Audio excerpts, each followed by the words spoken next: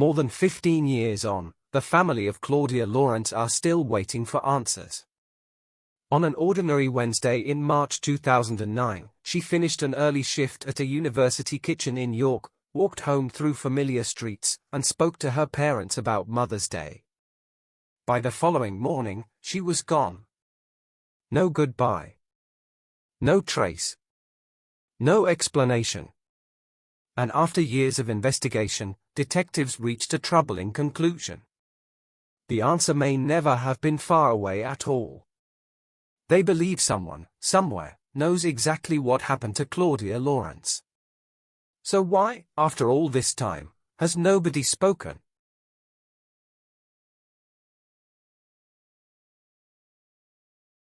Before she became one of Britain's most haunting missing person cases, Claudia Lawrence was simply a daughter, a friend, and a chef who rarely missed a day of work. She lived alone in a small terraced house on Heath Road in York. It wasn't a remarkable place. Just an ordinary home on an ordinary street. The kind of street where neighbors noticed familiar faces and routines rarely changed. And Claudia loved routine. Every morning she was up before dawn, often while most of the city was still asleep. She worked as a chef at the University of York, a demanding job that required discipline, reliability, and long hours on her feet. Friends and colleagues described her the same way. Dependable. Hard-working. Sociable. The kind of person who turned up when she said she would. Which is why what happened next felt impossible. More than 15 years later, detectives still believe somebody knows exactly what happened to Claudia Lawrence. The mystery isn't simply how she disappeared. It's why the people who may hold the answer have never spoken. Born in North Yorkshire in 1974, Claudia came from a close family. Her father, Peter, was a respected solicitor. Her mother, Joan, was deeply involved in local community life. Despite being close to her parents, Claudia was also fiercely independent. She had built a life that belonged entirely to her. A steady job. A circle of friends. A home she was proud of. And plans for the future. She wasn't someone drifting through life. She was moving forward.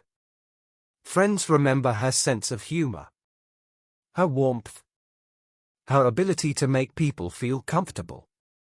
After work she often met friends for a drink at a local pub called the Nag's Head, only a short walk from her home.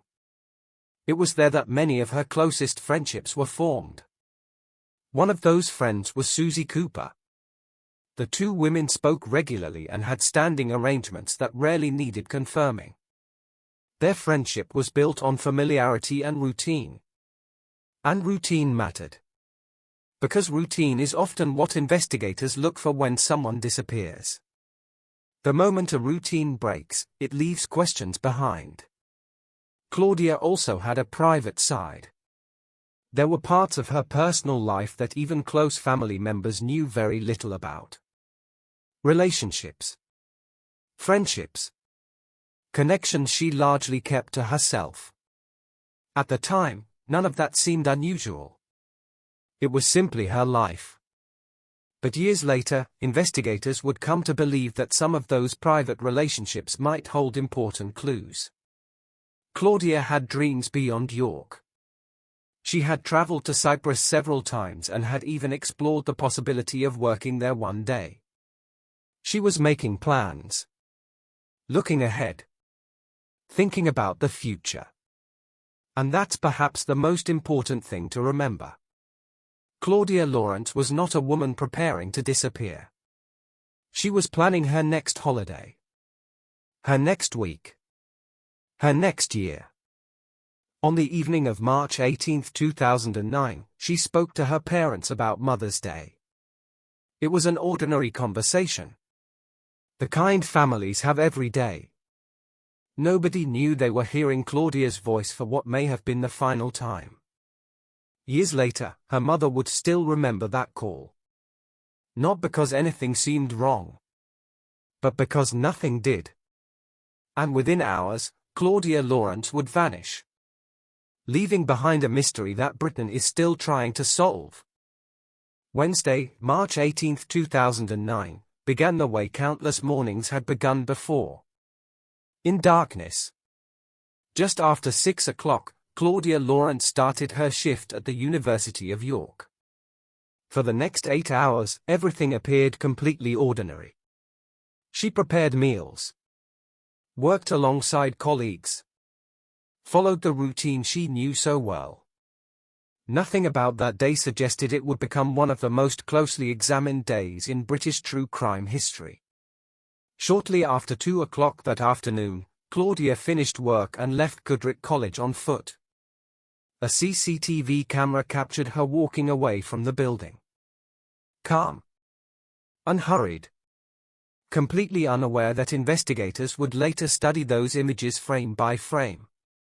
At the time, her car was being repaired, so Claudia was walking everywhere. It seemed like an insignificant detail. Later, it would become a crucial one. At around 3 o'clock, another camera recorded her near a local post office on Melrose Gate. A neighbor also reported seeing her walking toward her home on Heath Road. Nothing appeared unusual. Nothing appeared suspicious. It was simply a woman returning home after work. And that moment carries a chilling distinction, because it is the last confirmed independent sighting of Claudia Lawrence ever recorded. After that, certainty disappears. But the evening itself seemed reassuring. Claudia spoke to her parents on the phone. The conversations were ordinary. Comfortingly ordinary. She chatted with her mother about Mother's Day plans. She spoke with her father. She sounded relaxed, happy, entirely herself. Years later, those calls would take on a painful significance. Not because anything seemed wrong, but because nothing did. To her parents, it felt like any other evening. The kind of conversation families have every day without giving it a second thought.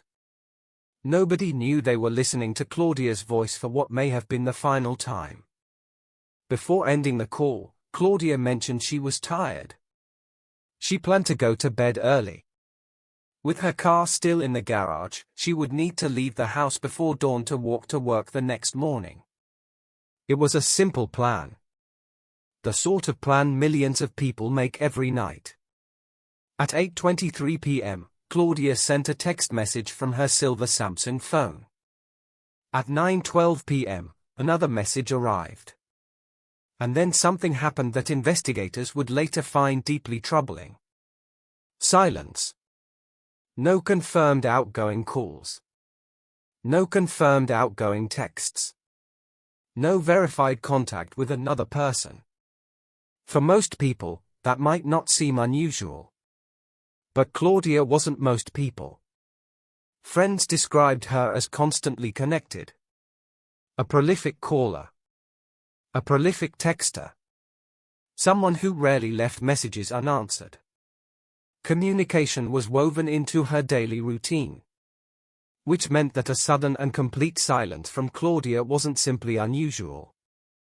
For her, it was profoundly out of character. But that night, nobody knew there was a reason to worry. The lights went out in a small terraced house on Heath Road. Traffic continued moving through York. Students prepared for lectures the next morning.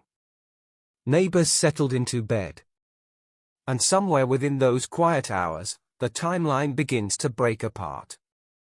More than 15 years later, investigators are still trying to answer the same haunting questions. Did Claudia wake up the next morning? Did she leave for work as planned? Or did something happen during those unseen hours that changed everything? Because from this point forward, almost every answer disappears. And the mystery truly begins. Thursday the 19th of March. 6 o'clock in the morning. The start of Claudia's shift. She didn't arrive. For someone described as punctual and reliable, an unexplained absence should have rung alarm bells immediately. But that's not how ordinary mornings work. Her manager at the college did the natural thing, picked up the phone and rang Claudia's mobile. It rang. Then it went to voicemail. And with that, the manager moved on. People miss shifts. People oversleep, fall ill, forget to call. There was no reason yet to think anything was wrong. But something was already very wrong, and the proof was sitting silently in the phone network's records, waiting to be found. Claudia's mobile had stayed switched on through that morning. It was connecting to a phone mast in the Houth area, her own neighborhood. The phone hadn't traveled. It hadn't moved across the country or gone abroad. It was right there, in the streets around her home. And then, at 12:10 that afternoon, the phone was switched off. Not run flat. Not lost signal. Deliberately turned off. Think about what that means. Claudia had said she was leaving for work before 5 that morning. By 6 she was already missing from her shift. Yet her phone lingered in her own neighborhood for hours afterward, and then someone, at 12:10 p.m., made the decision to silence it. That is one of the most significant facts in the entire case. And at the time, nobody knew it. That same evening, Thursday, Claudia had a standing arrangement. She was supposed to meet her best friend, Susie Cooper, at the Nag's Head. Susie went. Claudia didn't show. Now, for most people, a friend not turning up to the pub is a minor annoyance. But Susie knew Claudia. She knew that Claudia answered her phone. So when she tried to reach her and got nothing, silence from a woman who was never silent, a small, cold feeling of wrongness began to set in.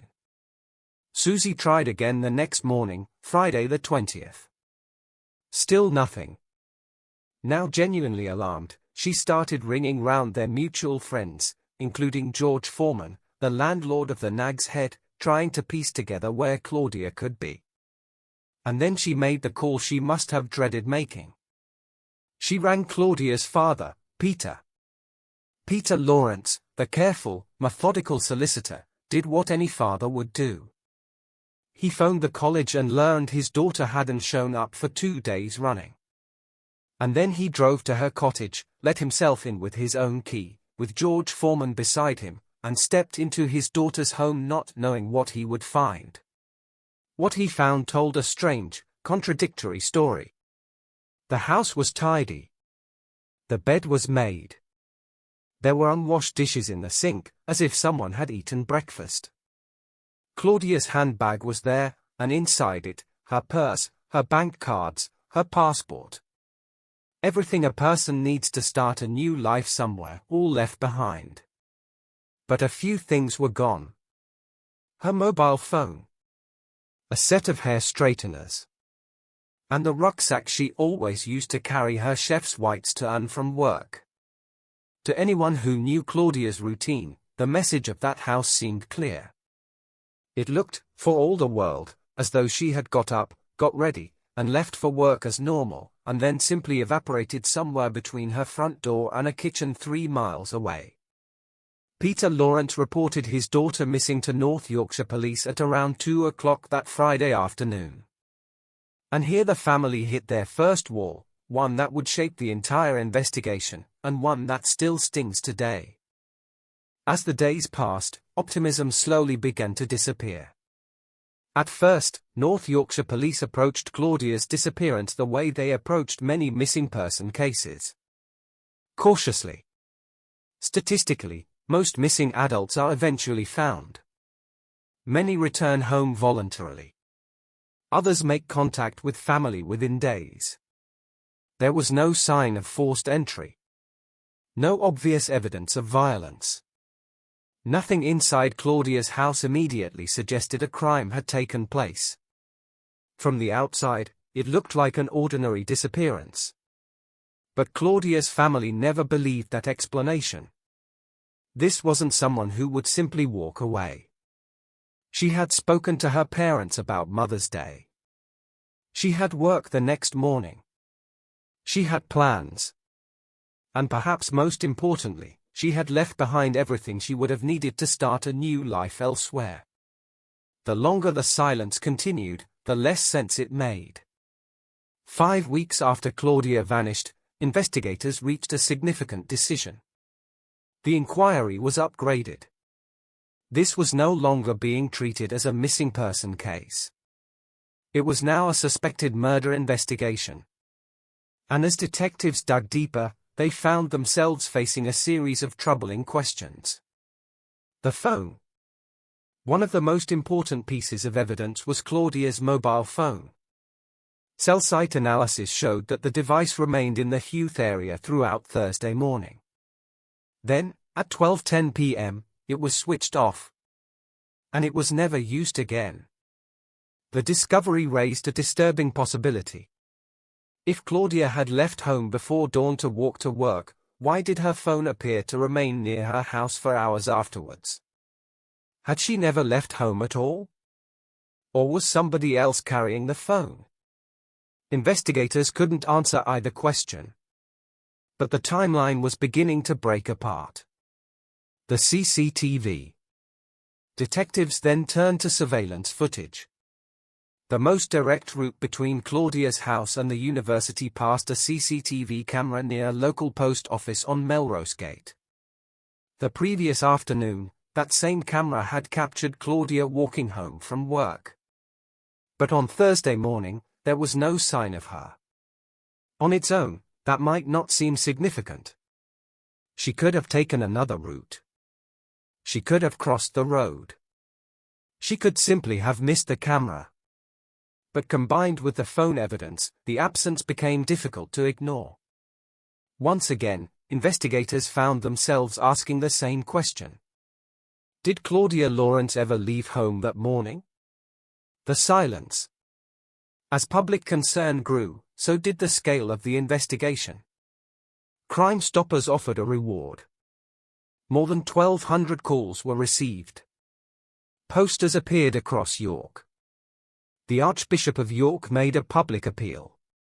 Crime Watch reconstructed Claudia's final known movements for a national audience. And on the 100th day since her disappearance, Peter Lawrence recorded a personal message. A father looking directly into a camera. Asking strangers to help him find his daughter. It remains one of the most heartbreaking moments in the entire case. Yet despite the publicity, detectives encountered a problem that would follow the investigation for years. Some people were not being completely honest. Investigators publicly stated that certain individuals connected to Claudia's life appeared reluctant to fully cooperate. The deeper detectives looked into her private relationships, friendships, and social circle, the more complicated the picture became. Some witnesses seemed unwilling to tell the whole truth. Others appeared to know more than they admitted. Even experienced journalists covering the case later described unusual resistance when asking questions. And that observation would become one of the defining themes of the investigation. Because the mystery was no longer just what happened to Claudia Lawrence. It was whether somebody already knew the answer. And if they did, why were they staying silent? As detectives widened their inquiries across York, Cyprus, and beyond, one possibility increasingly dominated their thinking. The truth may never have been far away. It may have been hidden within Claudia's own circle all along. For a few years, the case went quiet, not solved, just stalled. The active team shrank from more than 100 officers down to a handful. Hundreds of thousands of pounds had been spent. Searches came and went. False leads burned up time and hope. And there were cruel ones. A man made a drunken hoax call claiming he'd found Claudia's body under a bush. A teenager posted a fake message online pretending to be Claudia, breezily telling everyone she was okay and safe and sound, words that must have torn through her family. Another hoaxer triggered a 4-day search and was eventually jailed. A self-described psychic harassed the family, even leaving a wreath at Claudia's home each Christmas. Each of these cost something no investigation can recover: time, and the family's fragile composure. Then, in 2013, the case got the thing every cold case needs: a fresh pair of eyes. North Yorkshire Police set up a new major crime unit, and Claudia's disappearance was one of the first cases handed to it. A new senior detective took the reins. And crucially, forensic science had moved on since 2009. The new team went back to the cottage on Hewth Road and searched it again, this time using techniques that simply hadn't existed when Claudia vanished. And they found things the original investigation had missed. Additional fingerprints inside the house. And, in Claudia's car, a man's DNA on a cigarette end. A cigarette end. In her car. Whose was it? The reworked phone analysis added another piece. In the weeks before she disappeared, Claudia's phone had placed her in the Acombe area of York, a part of the city that hadn't featured prominently before. What was drawing her there? Then came the CCTV that reframed everything. Footage recovered back in 2009, looked at again, showed a silver Ford Focus hatchback driving along Hewth Road. As it drew level with Claudia's cottage, its brake lights came on. A car, slowing, right outside her home. And there was more. Another piece of footage showed a van parked outside Claudia's house at around 9 o'clock on the very night she was last heard from. And perhaps most haunting of all, footage of an unidentified man near the alleyway running behind Claudia's home. Once on the evening of the 18th, around 7:15. And again in the small hours of the 19th, the morning she vanished, captured near that same back alley. An unidentified man. Behind her house. In the dark. On the morning she disappeared. Years later, detectives would still be saying that this man remained a key person they needed to trace. To this day, it isn't publicly known who he was. By now the investigation had momentum, and it began making arrests. A 59-year-old man, a former colleague who lived close to Claudia and had often given her lifts to work, was arrested on suspicion of her murder. The landlord of a pub in Acombe was arrested on suspicion of perverting the course of justice. Police even drilled up part of his cellar floor. More men, mostly in their 50s, regulars at the Nag's Head, were arrested over the following months. And every single one of them was released. No charges. Time and again, the same outcome. The lead detective said something that crystallized the entire frustration of the case. He said he was convinced that people had lied to the investigation. "I hope they realize," he said, "the pain the family is going through." That was the heart of it now. Not a lack of suspects. Not a lack of theories. A lack of truth, from people who, the police believed, had it to give. In March 2016, after years of work, the investigation reached its most decisive moment, and its most crushing. North Yorkshire Police submitted a case to the Crown Prosecution Service against 4 men who had been arrested on suspicion of Claudia's murder, all of them connected to the Nag's Head, the pub at the centre of her social world.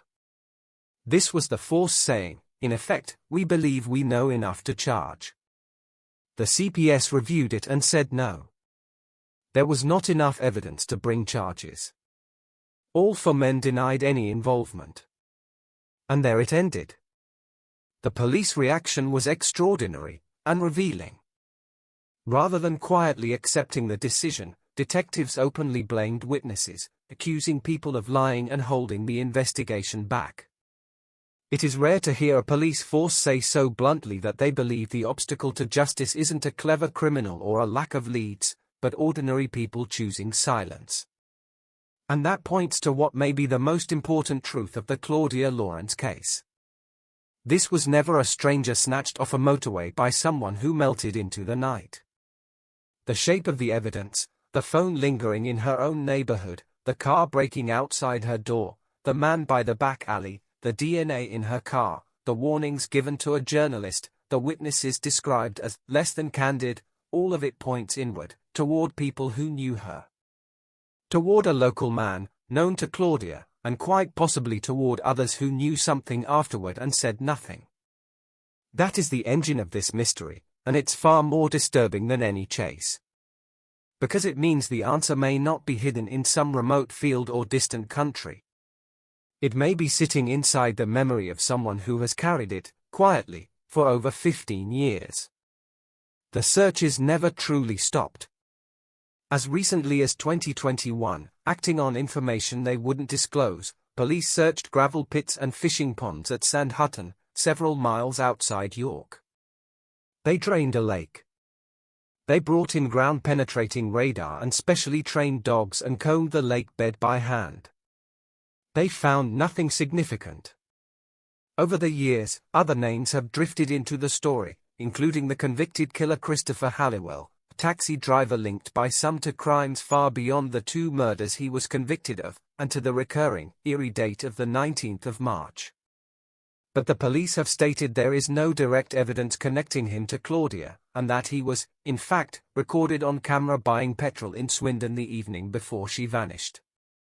Claudia's own mother summed up the frustration of these loose threads with quiet precision. The police, she said, may not have proved he was involved, but they hadn't disproved it either. That single sentence captures the whole case. Nothing proved. Nothing disproved. Only questions, multiplying in the silence. The true cost of an unsolved case is not measured in evidence. It is measured in time. The birthdays missed. The empty chairs. The phone calls that never come. The years spent waiting for an answer that never arrives. For Peter Lawrence, Claudia's disappearance became the defining grief of his life. He was a solicitor. A man who believed in facts, evidence, procedure, answers. And yet he was forced to live with a question nobody could answer. Year after year, Peter stood before cameras and appealed to the public. Not with anger. Not with outrage. But with hope. Hope that somebody, somewhere, would finally decide to tell the truth. As the years passed, he refused to let Claudia disappear from public memory. He attended appeals. Spoke with journalists. Worked with investigators. And carried the burden that every parent of a missing child fears most. Not knowing. Because uncertainty creates a different kind of grief. There is no funeral. No final goodbye. No moment of closure. Only waiting. And waiting. And waiting. Yet Peter chose to turn that pain into something meaningful. When Claudia disappeared, her family discovered that the law offered little help to families trapped in this impossible situation. A missing person could leave behind a house, savings, bills, and responsibilities. But loved ones had almost no legal authority to manage those affairs. So Peter fought to change that. For years he campaigned for reform. Eventually, he succeeded. In 2019, the Guardianship, Missing Persons Act became law. Most people know it by another name. Claudia's Law. It stands as a reminder that even in the absence of answers, one family's determination changed the lives of others. But the victory came at a heartbreaking cost. Peter Lawrence died in February 2021. He was 74 years old. He spent 12 years searching for his daughter. 12 years giving interviews. 12 years hoping the next phone call might finally bring the answer. And after all that time, he died without ever knowing what happened to Claudia. Without knowing where she was. Without knowing who was responsible. Without knowing why. For 12 years, Peter Lawrence woke up every morning believing the answer might finally come that day. It never did. Today, Claudia's mother Joan continues to speak publicly about the case. She continues to support appeals. Continues to hope. Continues to wait. More than 15 years have now passed. Yet Claudia Lawrence has never become just another cold case file. She remains one of Britain's most haunting unanswered mysteries. A woman who finished work, walked home through her own city, spoke to her parents, made plans for Mother's Day, and then vanished. The detectives who spent years investigating her disappearance reached one conclusion that has never changed. They believe somebody knows what happened. Perhaps more than one person. The mystery has never been a lack of possibilities. It has been a lack of truth. And that is where this story still ends. Not with a conviction. Not with a discovery. Not with closure. But with silence.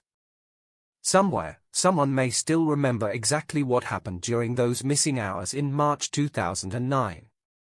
Perhaps it is a memory they have carried for years. Perhaps it is a secret they have never shared. Whatever the truth may be, Claudia Lawrence remains not just a missing person. She remains a question. A question her family has lived with for more than 15 years. A question Britain still cannot answer. And until somebody finally speaks, that question remains open. More than 15 years have passed since Claudia Lawrence disappeared. Yet her family is still searching for answers. If you have any information relating to Claudia's disappearance, please contact North Yorkshire Police or Crime Stoppers anonymously. Because sometimes the smallest detail can change everything. And because somewhere, after all these years, a family is still waiting for someone to tell the truth.